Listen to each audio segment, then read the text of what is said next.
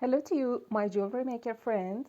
Today we are going to make this very beautiful bracelet that is the combination of a cuff bracelet and chain joints that we are going to talk about, and also the bead or stone that is attached to the cuff part. To make this bracelet, we need 0.8 wire, brass, copper, steel, silver or gold is just up to you. This one is copper, and we are going to make one with brass wire, and also a bead or stone, and the shape, color and size is up to you. We start by making the cuff part, and it starts with making heart shapes with wire. To make the golden V shape, we need our wire that we use 0.81, and also around those pliers, and we just make a P shape by rolling the wire, and then at the bottom keep your round nose pliers or chain nose pliers and then push it to make a 90-degree bend, and make another loop in front of the first one that we explained how to make one in this tutorial.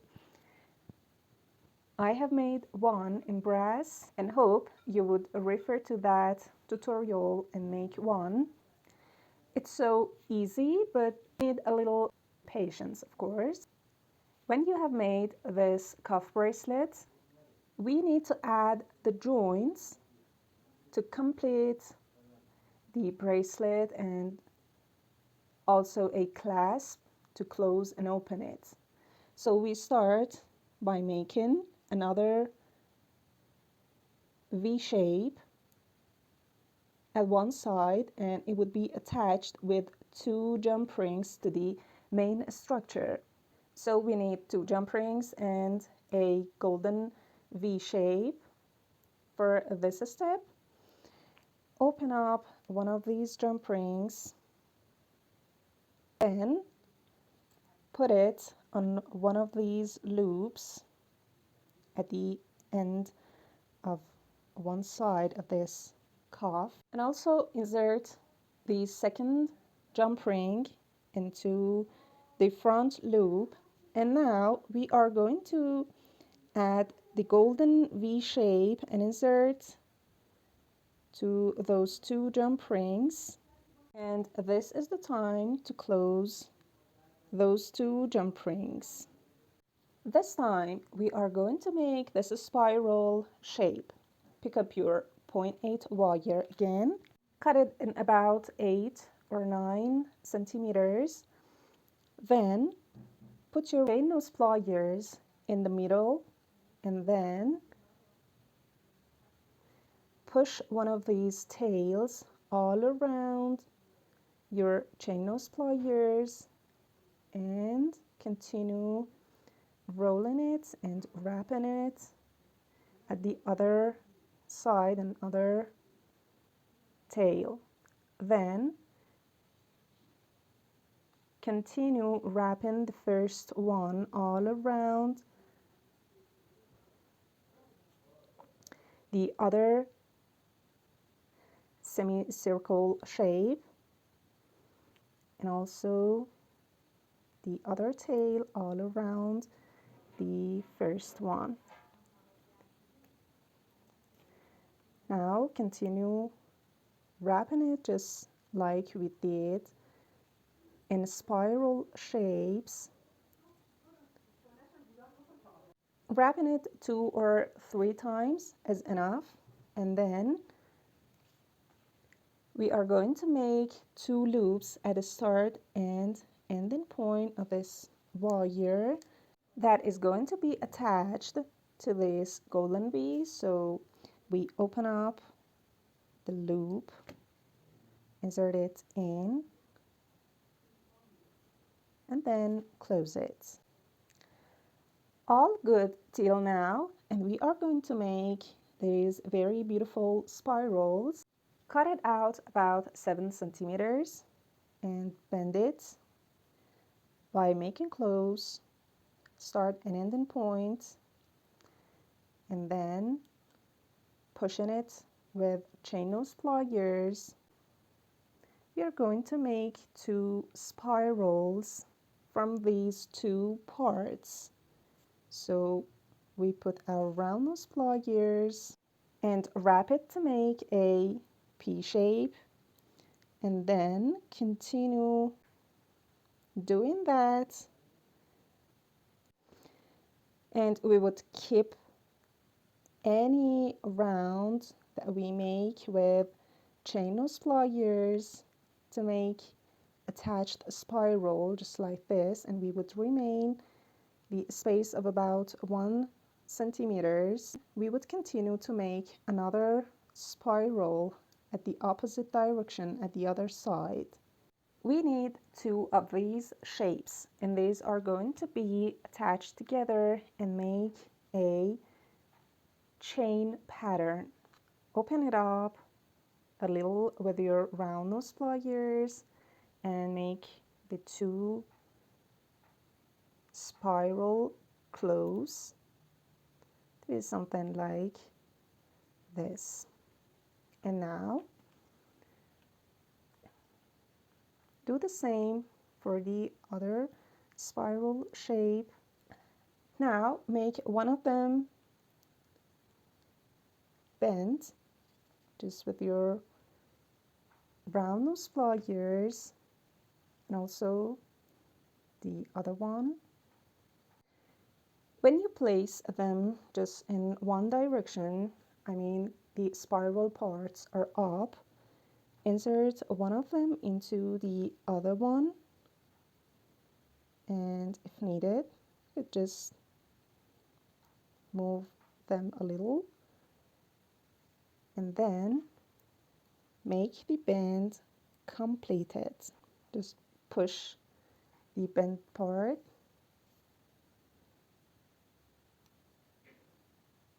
to be attached, push the other spiral shape with your chain nose pliers or round nose pliers to have something like this. You could even continue making these spiral shapes to be a bracelet and a chainmail pattern, but in this tutorial this would be a part of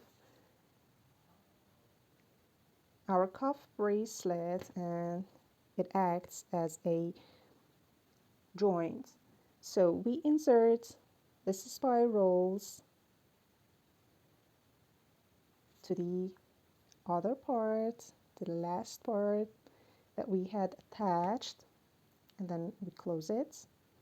It would be one of the other components, and now we need a jump ring. When the main structure and these little cute joints are ready, this is the time to add the clasp. And we talked about how to make a clasp in this tutorial. Please flashback and make one, and we are going to attach it to the other parts, and we are going to open the last jump ring and then insert the clasp in and then close it. To attach this clasp to the other part, we need another joint, and it would be something like this. I mean, 3 jump rings that are attached together. We are going to insert 2 of jump rings in these 2 loops and the other one at the middle of those 2 jump rings.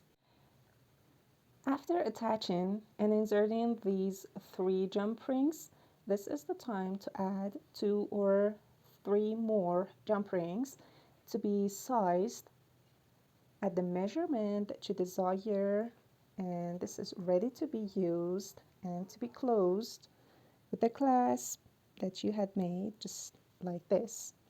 As you can see, it's a little loose, and Then you could just change the place to be a little fit. To attach the bead or stone, we need a prong setting just like this, and this is a 3-pronged one that you could use 4 or any other numbers that you desire, but 3 is enough in most cases. And this setting would be something like this. We need a loop at the end to be attached onto this bracelet. Of course, we talked about how to make prongs in this tutorial. Just we should consider about the map that we are going to make. So we start by drawing the map. We need a loop at first, then we continue that to make 3 prongs just like this, and we close this, and it would be the main structure to make that setting. So we make this setting as we had in previous tutorial. Just we started by making a loop at first, and of course the size and the length of these prongs depends on the size of bead or stone that you are going to use. And I'm using kind of ceramic beads that are metallized and are a gift from one of my dear friends. And I think for the brass and gold color it is better, and also the oval shape. What would you prefer, a stone or bead or even the ceramic parts? For my piece, when I put the bead